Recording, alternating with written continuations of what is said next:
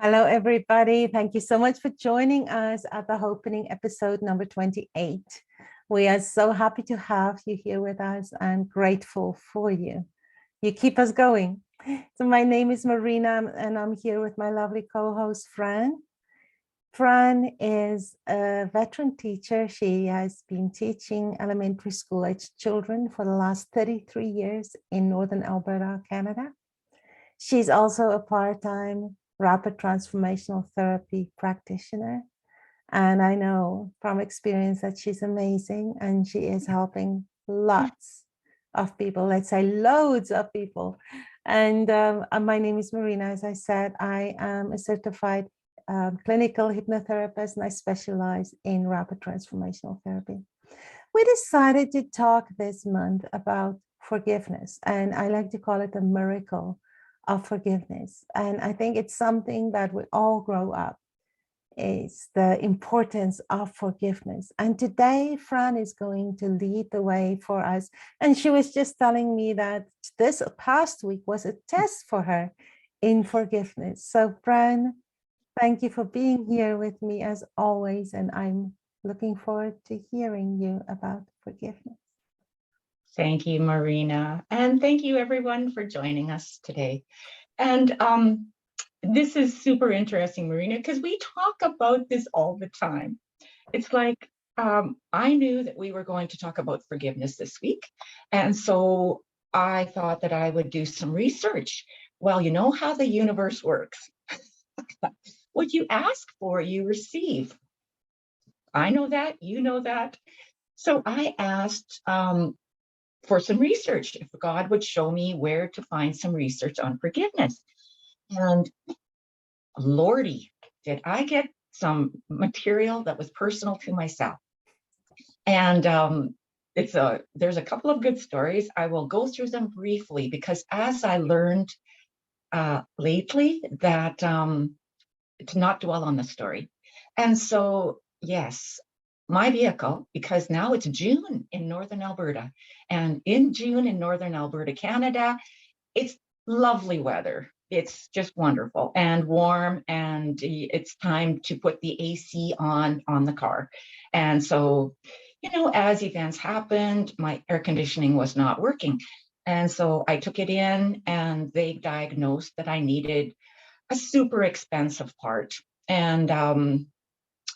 And so that was all interesting. And so I tried to find a used part, and it was like a couple of days of problem trying to find this used part. In the meantime, I asked my brother if he would look at it, as well as put my winter tires on, or take my winters off and put my summers on. And in the goodness of the universe supplying me with material for forgiveness, I ended up almost losing my front tire on my vehicle when my wonderful brother didn't tighten the front wheel. Oops. Exactly, right, oops. And so that was a lesson in forgiveness, which took me a while, a super long while to get there. And I'm not sure if I'm quite there yet. I'm not sure. However, that's okay, because this weekend, some good friends fixed that whole mess, as well as fixed my air conditioning, which took a $6 part, not a $1,400 part, as I had been quoted at the shop. So, all interesting. And so, yes, I have lots of material today to work and explain about forgiveness and what forgiveness is all about.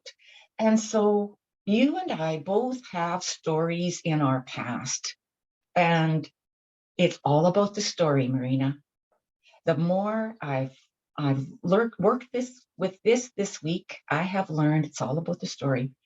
So if I were to ask you, Marina, what are you believing right now about some story in the past where you know that you need to forgive, but you can't? There's something that's holding you back from truly forgiving. what are you believing right now, which is holding you in the past? It's interesting because that's something I definitely had to work through. And I am very grateful to say that I think I have until the next thing shows up. I think we live a lot in the stories we tell ourselves, the perspective, perception of something. And if you ask somebody else their version of the same story, it's going to show up differently. And so I think that's one of the reasons why forgiveness is so important. And when you have been hurt tremendously, if you have been hurt in your core, in your spirit, that's tough. That takes a bit of effort. It's not a matter of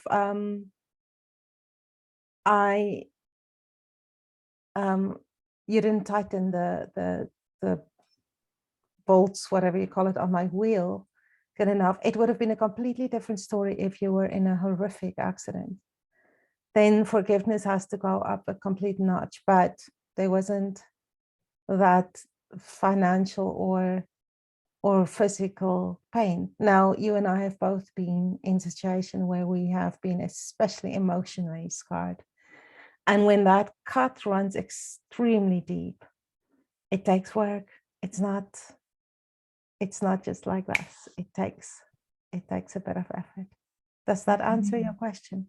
Oh, it's super interesting because as you speak, I realize that with my tire that hadn't been tightened and I almost lost it, and there was a lot of damage, there was a lot of damage, not to my vehicle, but to the to the tire system, which needed 2 days to get fixed. And I was so livid, right? I was livid.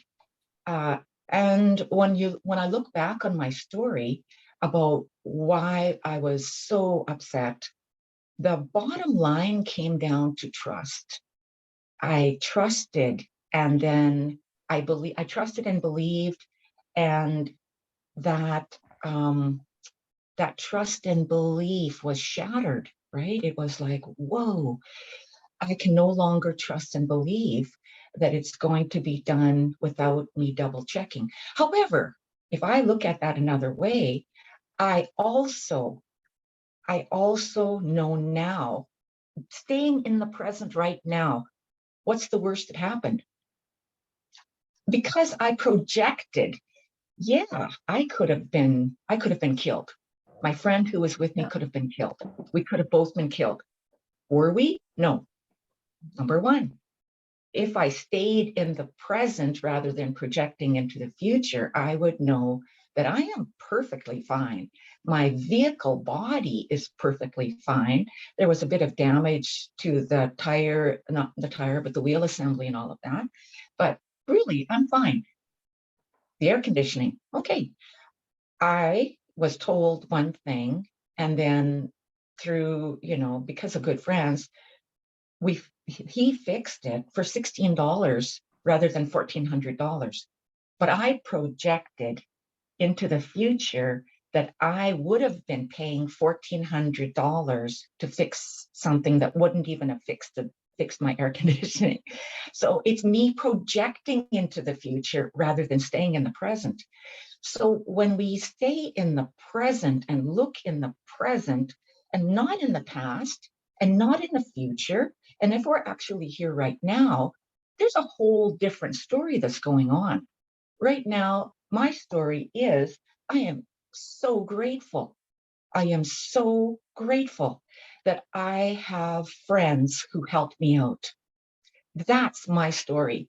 And if I can let go of the other stories, then I don't relive that anger. Then I don't relive um, the idea that I almost got ripped off for $1,400. I don't relive all that because I'm right here in the present, where I'm so grateful that I have a God who provided for me in the way of providing friends for me that were able to solve my problem. And that's where my attention needs to go. So today I'm going to talk about two different ways of looking at forgiveness. And because it's exactly like you said, some of this stuff runs deep. I mean, a car is one thing, air conditioning is one thing, but the hurts that run super deep, the super deep stuff. So first thing I'm going to do is I'm going to read to you out of a 12-step book. And I looked at it this morning because I've been in a 12-step program for over 20 years. And this 12-step program is Al-Anon, which deals with someone else's addictions, someone else's alcoholism. And it says, I'm reading off the page. In Al-Anon, I grew to understand many things about this disease called alcoholism. I started to regard my father, and this is a story, in a different light, and my memories of our interactions took on a different perspective.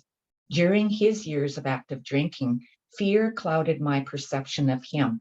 I never regarded him as other than a scary, authoritative figure who was even scarier when he drank. Now I don't see him as just an alcoholic. I regard him as a whole person who had needs, feelings, desires, and faults. I have also been able to forgive him as well as myself. For a long time, I was hard on myself, thinking I was a coward for not facing up to him. Now I understand, just like my dad, I did the best I could under the circumstances. And so this is just scratching the surface, right? It's scratching the surface of forgiveness, is to recognize this other human being is just a person trying to make their way in the world, the same as I'm trying to make my way in the world here and now. And so Byron Katie. And so we have talked about Byron Katie a lot. And she's got 4 questions that she proposes that we ask ourselves with every incident. And the first one is this true? Right. Is this true? Okay, well, yes, in this case, yes, both of those things were true. I have a damage on my vehicle and my air conditioning didn't work. Those are true. Can you absolutely know it's true? Okay, there's physical evidence. There is physical evidence. I look at it, it's true. But how am I reacting to it? Okay, anger. I'm reacting with anger. I'm reacting with deep hurt. I'm reacting with deep sense of loss. And it hits the triggers. When I think about this story of being both stories, it hits triggers within me, because otherwise it wouldn't hurt so much. There wouldn't be so much anger. It would be, yes, my mechanic forgot to tighten the bolts and I'm okay. However, in this situation, it hits some deep stuff within me, which really gets the fire going within me.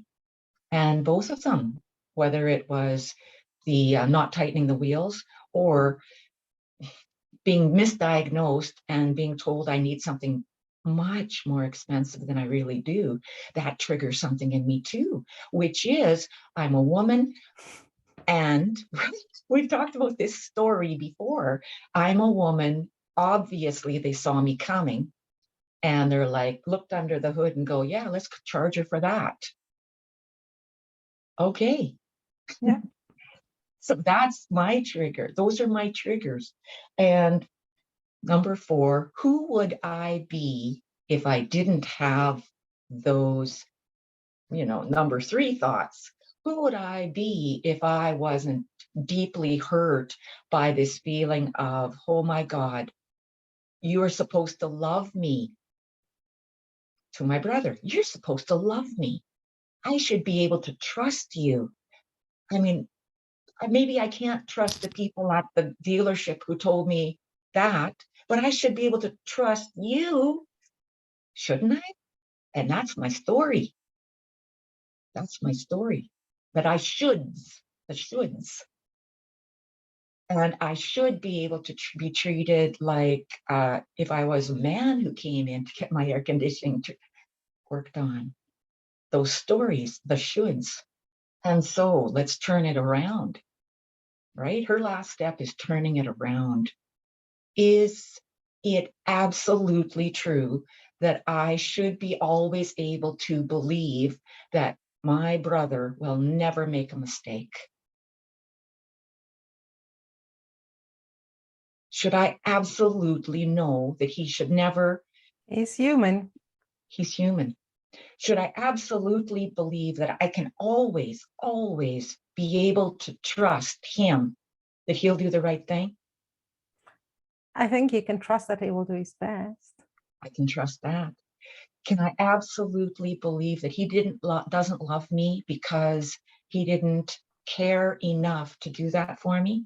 No, life happens. You don't know what the circumstances was. One thing I'm sure of is it was not vindictive. Absolutely not. But at that moment when I was reliving that story, it was everything that you just said, right? It was everything all rolled up in one ball of spaghetti, cooked spaghetti that I couldn't unroll. And I lived in there, right? And I lived in that story for several days.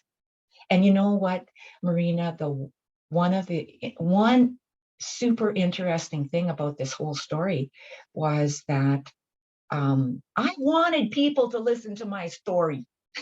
I wanted to be the person who was right. I wanted people to say, and I searched it out. I searched out those people that would be like, what is going on with this? You know, I Interesting. searched out those people that I knew would be, that would agree with me. I didn't search out the people that would disagree with me or that would give me another different story that I could think about. I searched intentionally for people who would agree with me, and which felt great at the time. Felt great, but did it make the hurting go away? No, because I could amp it up. And the more you amp up your story, the more you can add possibilities of potentiality that could have happened because you spend more time within your story. So you have more time to add creative detail, creative future details. So, I mean, I'm a teacher. So I tell my students, you need more detail. You need more detail in your story. Like it's bare bones, it's boring. Basically, I say it's boring.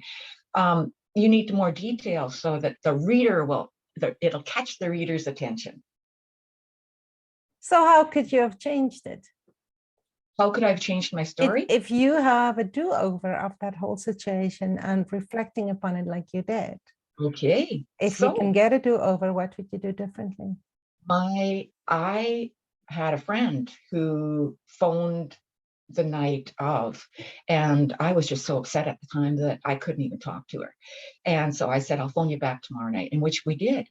And she kept on, you know, she kept on trying to make me see another way. And I just got louder. I got louder because obviously she wasn't hearing me. And she kept on offering me possibilities of what might have happened. And she said the exact same words that you just said. He wasn't being vindictive. She said those exact words. But I had the buts. And our conversation was a lot shorter than it usually is. And I don't even like the way we ended our conversation. How would I do it differently? I will tell you now how I'll do it differently, because in my research on forgiveness, which the good Lord gave me circumstances that I could talk to you about today, he also brought me to an extremely interesting website. And it was, have you ever heard of A Course in Miracles? Oh, yeah. Mm. Yeah. A Course in Miracles. So I touched on A Course of Miracles briefly when I was going through my divorce, right? And it was like this thick and way too deep for me at the time, like super deep for me. I just wasn't there. I was ready for Al-Anon, but I wasn't ready for A Course in Miracles. And so, yeah, I was brought to people who are experts in A Course in Miracles. And what A Course in Miracles is 365 days of lessons. And the lessons are built in the teachings of Jesus Christ, God, the Holy Spirit, but they're interwoven with just so many other types of religions and everything that it really gives you a whole big package of how to really live life. And one of the people I found on the journey of searching is a man named Diedrich Walsack. And Diedrich is 80 years old right now. He was born in 1942, which interestingly enough is the same year Byron Katie was born, 1942. They're both 80 years old this year. And Diedrich Walsack was born in a concentration camp in Jakarta, Indonesia, during the time that Japan had invaded, right? And had invaded Indonesia. So he was born in a concentration camp, and he lived there for the first 3.5 years of his life. And all he experienced was beatings, abuse of women, abuse of himself, was horrible, right? The torture that he endured, but also the prisoners of war endured. And after he left that concentration camp, he was in an orphanage for 2 years. And then finally, then he was in a foster home in Holland for several years. And then finally, he reunited with his mom and his brother. And there was lots of abuse going on in that household as well. And so he grew up angry. He grew up angry and fighting and believing. And Marina, this is something that you and I work with in RTT. He grew up believing that he caused every situation, and because he caused every emotional hurt, every physical hurt, every situation, that he was personally responsible, because as a child, that's what children believe. He believed he was unlovable, that he was unworthy, that he deserved everything he got. And because he grew up believing that, he attracted that into his life. And so up until the age of 50, he was an alcoholic. He had gone through 2 marriages. He says himself that he was a horrible human being, and he proved that other people were horrible human beings. He proved it.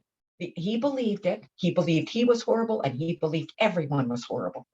And he proved it to be true by the way he interacted with people, which brought out the horrible in people. Yeah, right? And so super interesting. At the age of 50, he found A Course in Miracles. And that changed his life. And now he has treatment programs, right, for others who are unable to forgive. And the first step that he has, his treatment program is called Choose Again.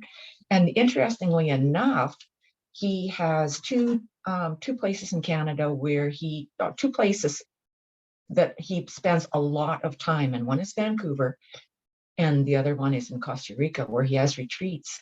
And he's got a 6-step program called Choose Again. And number 1 is acknowledging I'm upset. That's it. There's no because.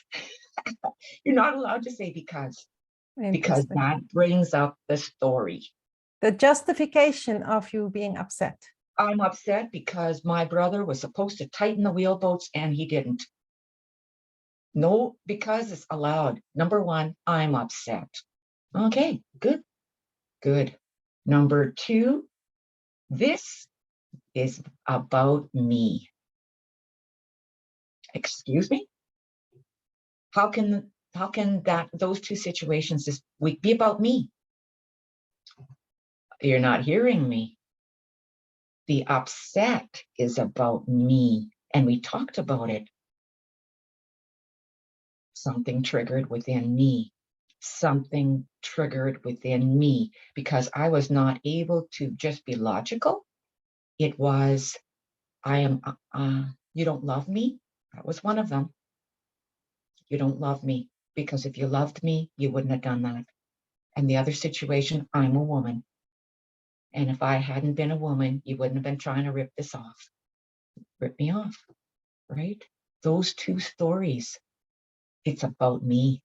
It's not about anybody else. Mm-hmm. Yeah. Blaming, right? The blame game. We choose to be a victim. I'm choosing to be a victim here. Stop. Let me talk. I want to be a victim. And what is super wonderful about these two stories is I did have people that just let me talk. And that is wonderful because that's what I needed to do. I needed to talk. I needed to cry. I needed to feel my feelings. And so that's number 3, the feeling, right? I needed to feel my feelings because without feeling those feelings, I can't get to the depth of it.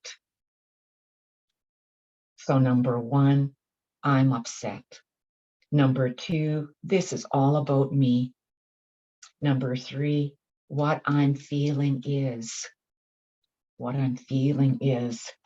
abandonment, rejection, whatever it is, disloyalty, all of that. That's what I'm feeling. And then number 4, take it back to the memory, the first time you, like taking it back. It's what we do in RTT. We take it back. Where did I first feel this sense of, I'm not being loved here? You don't love me. If you loved me, you wouldn't do this to me.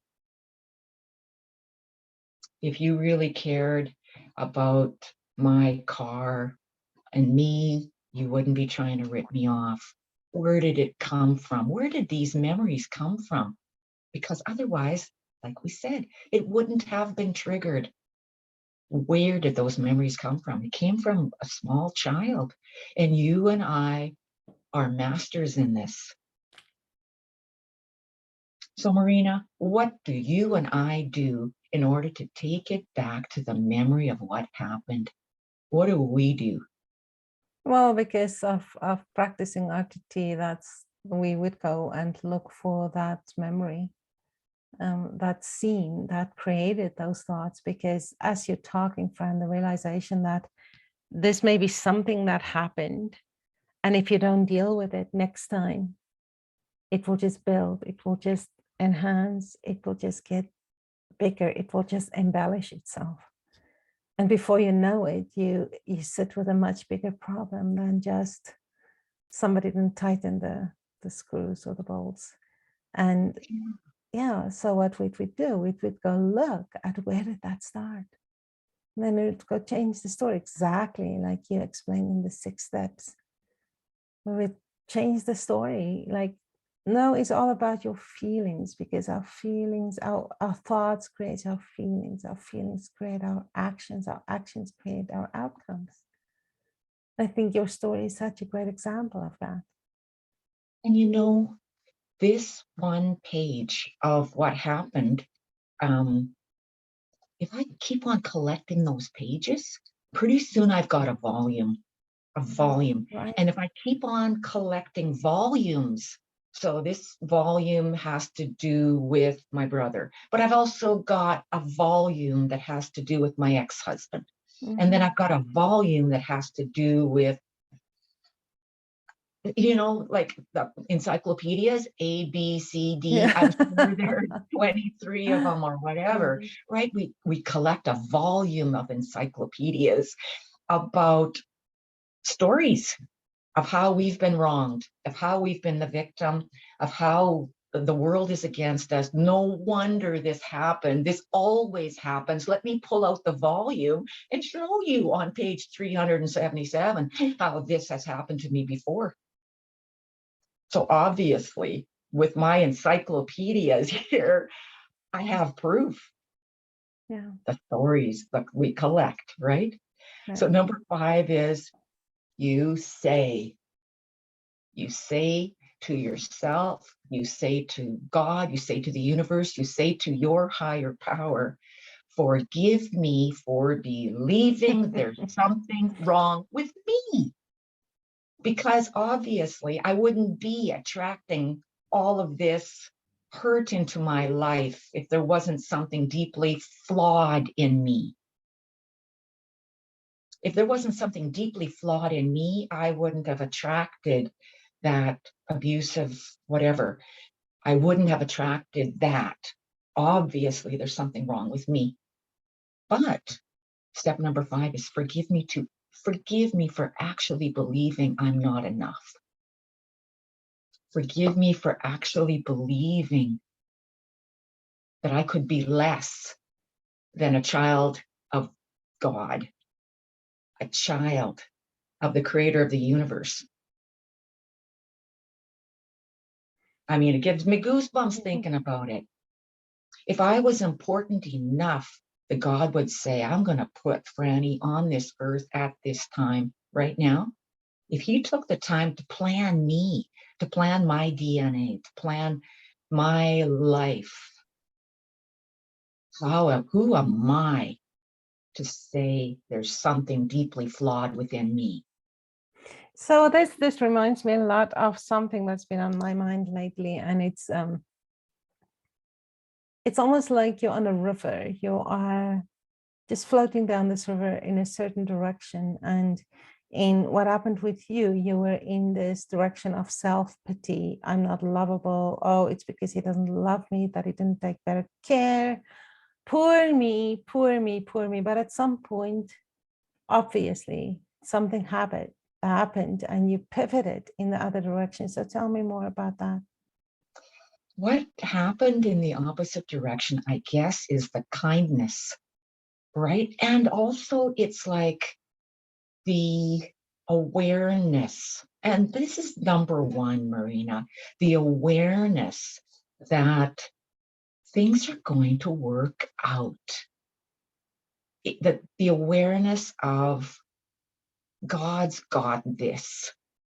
This might not be my plan A or my plan B or even a plan C or any plan of mine at all, but to let go of Franny's most perfect plans and let it go and let God take charge.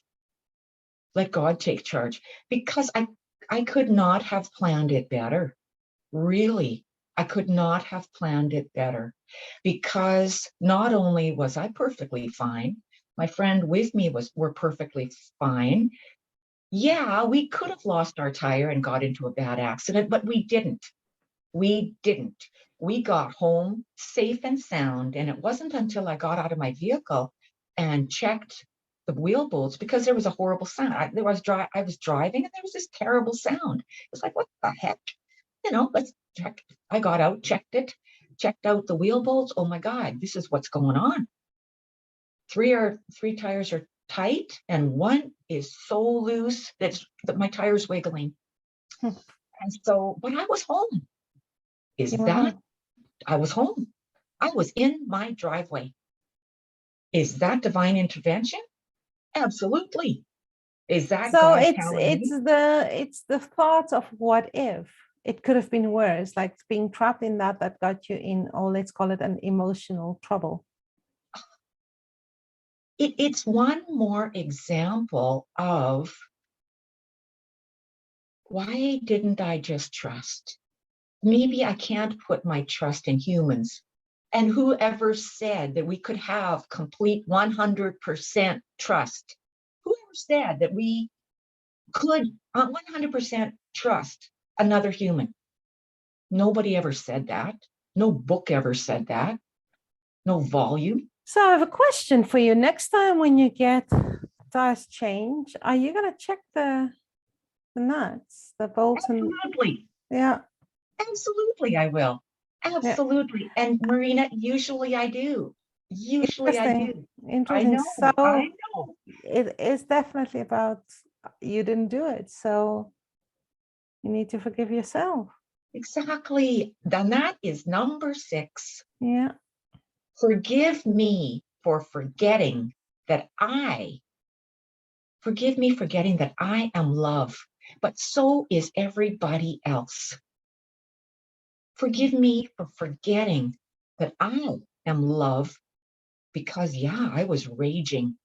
I was mad. I was ready to never, ever talk to him again, ever. Write him out of my life because I had a volume. I had this volume, right? That's it. Done. Never.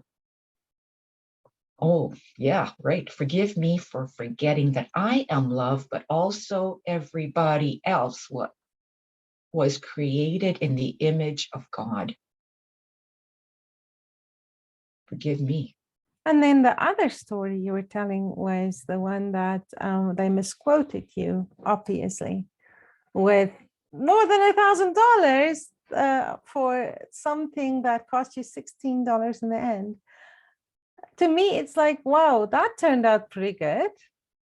Turned out great. Yeah. My goodness, my air conditioning is, it's nighttime, and I certainly didn't need air conditioning last night after my vehicle was fixed. It was cool out, but I put it on full blast just to experience it. Right. Well, amazing. So, look how happy I am now. Yeah. So it's super interesting. It is all super interesting how what we ask for, I got my examples this week. I got my examples of forgiveness and such a deeper understanding of myself, about my own triggers, right? And I think I'm up on this stuff. I comparatively, and I'm always comparing myself because that's what I do. That's my story. And so I think comparatively, in quotation marks, I'm pretty good at this stuff. And then I get a message from the universe. It's like, yeah, Fran, you're pretty full of yourself. Yeah. Let's remind you again of who you really are. Let's remind you again, we're all part of the same package. We are all part of the light. And if we can open up just a crack and say, is this true? Is this absolutely true? Who would I be if I believed the opposite? How would I be feeling right now if I didn't believe that story? What would I be feeling right now? I think that whole experience would have been completely different for you. Exactly. So it's interesting because I think in a little microscopic way of that, we experience little bursts of that almost every day when we drive, especially in the city, right? It's it's like fist swinging and unkind things being said when somebody cut you off or when they do that. And one of my pet peeves is because we have daytime running lights in most of our vehicles in Canada. There are the odd vehicles where you don't have it, but most people assume they do. So they don't turn their lights on in the evening. And you drive past this person, they don't have their lights on, and you're like, oh, yeah. And what if we just don't go there? What if we just don't? What if every time somebody cuts us off, we just detach from that completely? I want to bring it back to self-forgiveness, because I have to forgive myself that I react in the way that I do. Yeah. Because that first impulse, right? Our first impulse is to react. Fran, it reminds me of a story. I was in high school when, and I maybe have talked about this before. I was in a situation that really hurt me in high school. And I got home in tears, and my mom was there and she asked me what's going on. And the people who hurt me, there were two of them. I told my mom I hate them. And my mom had a little statue of Franz Liszt, the composer, because my mom was a piano teacher and she still does, she loves music. And there was a little statue there, and she said to me, okay, take that statue and hate it. And then observe it. Does that statue change? And I looked at it and I looked at her, I'm like, obviously not. She said, now look at your heart. What's happening with your heart? And it hit me that the hatred, that feeling of hatred in a moment of pain, it changed me. It changed my heart into something that I'm not. And in that moment, I could express forgiveness instead. And I looked at my heart again, and my heart was good. That was brilliant of her. Mm-hmm. Yeah. Wow. Wow. Yeah. Spot on. Mm-hmm. Yeah. It is interesting because just like you're saying, hating doesn't hurt the other person. No. The other person is oblivious. They're living their life. They're going about doing whatever they do, but it changes us, right? It makes us the cold. It makes us the cold heart, the statue. Yeah. Our heart gets hardened, and then we begin to believe that all people are like this because of my encyclopedias. Look, I've got the volumes to show you. Mm-hmm. I've got the volumes. Yeah. No, it's fascinating. That was brilliant. Thank you so much for sharing that, friend. Any last thoughts? We touched a little bit on RTT here. So any last thoughts that you wanted to share? I guess it would be just like, be careful what you ask for. Right. And another one is just try to remember that there's something in us being triggered. When we experience these intense rages, such a feeling of the should haves, right? Shoulds and the whys and all of that stuff. It's what is it triggering in me, and what is my personal little story of, if you don't know what happened when you were a child, find somebody that can help you. If you can't dig deep wherever you are in this life right now, that you can't find that personal story when you were a child that first made you trigger so quickly, find someone who can help you. Right. Brilliant. Brilliant. Thanks. Thank you so much, Fran. So next week we are continuing on this, and I'm going to be very careful to not ask that I get examples, because I don't want to have an episode of self-forgiveness this week. But I want to talk specifically about the Ho'oponopono. It's the Hawaiian principle of forgiveness, and I will give you a little bit of background and examples of how that has worked miracles in my life, and explaining exactly what it is and how to apply it. Well, that'll be wonderful. Every situation. So thank you so much for being here again. We are the Hopenning, the place where hope is happening. And we will see you next time. God bless.